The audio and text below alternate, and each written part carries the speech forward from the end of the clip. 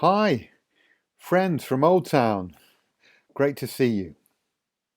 Pastor Spazi asked me to make a short video on the subject.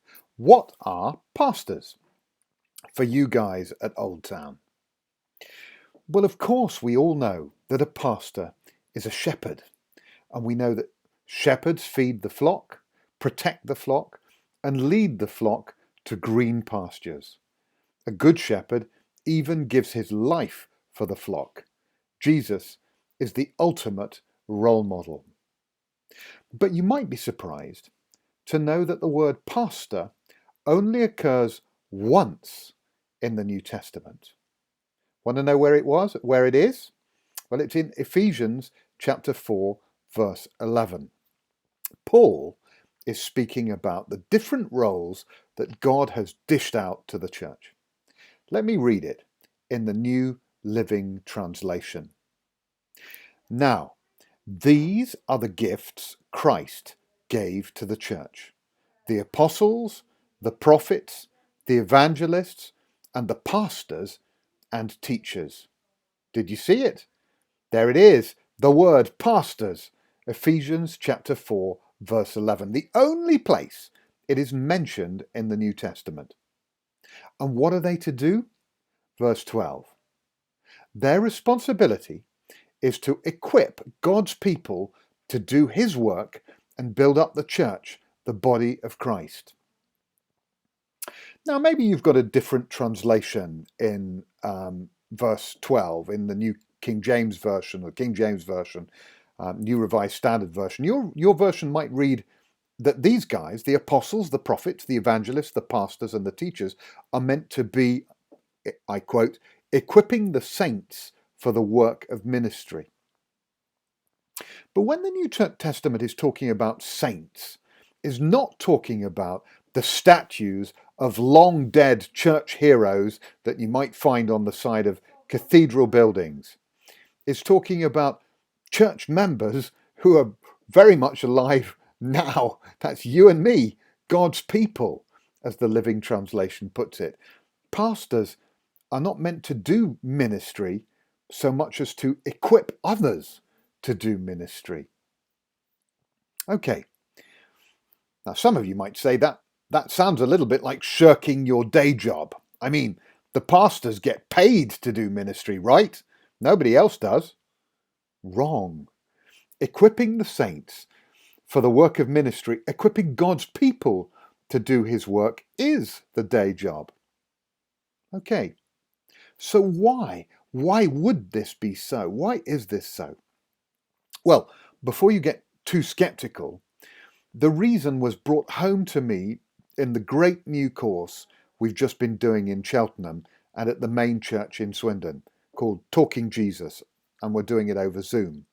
The course is all about training Christians to share our faith. Here's what it brought home to me.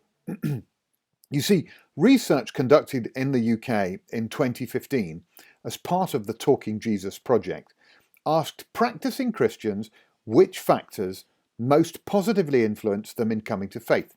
Can you guess? I think you might be able to, but the top two factors were, number one, growing up in a Christian family.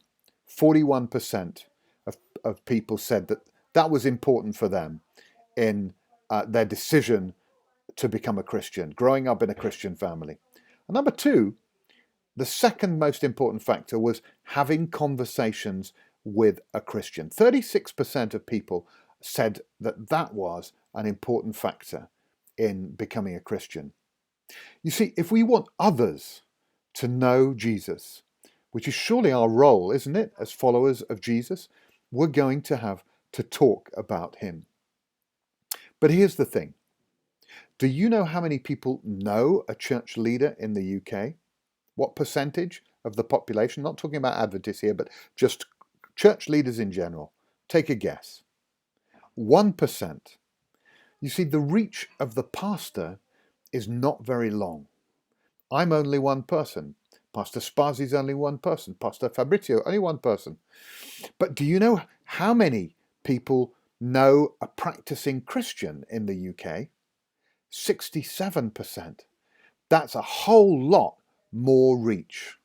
Just imagine if every Christian in the country was talking Jesus.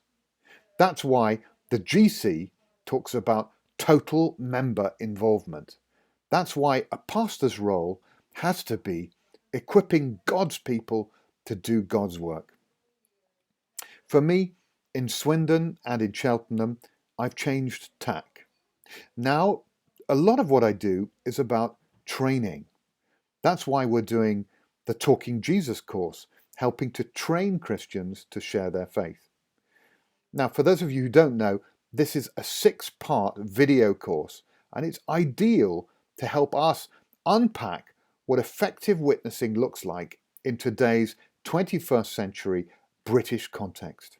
You can download all the episodes over the internet and stream on Zoom quite cheaply. It comes with a short course guide, which you can order at £1 a piece. Google Talking Jesus to find out more.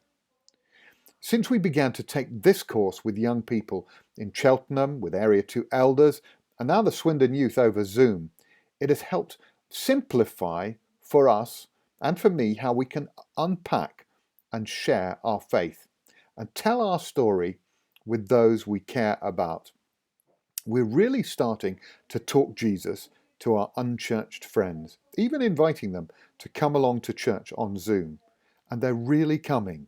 That's the great news. As a pastor, I can't recommend strongly enough Talking Jesus as a course for you at Old Town. If you want a taster of Talking Jesus, come and join us on Monday, the 16th at 7 p.m. on the Cheltenham Zoom platform. I'll put the link on your WhatsApp platform. You see, you are the ministers. You are the ones that God can use to reach your friends, your families, your work colleagues for Him. The pastor can't reach them for you. He doesn't even know them. His role is to equip you to do that. So what is the work of a pastor? To equip you as God's people to do God's work and build up His church.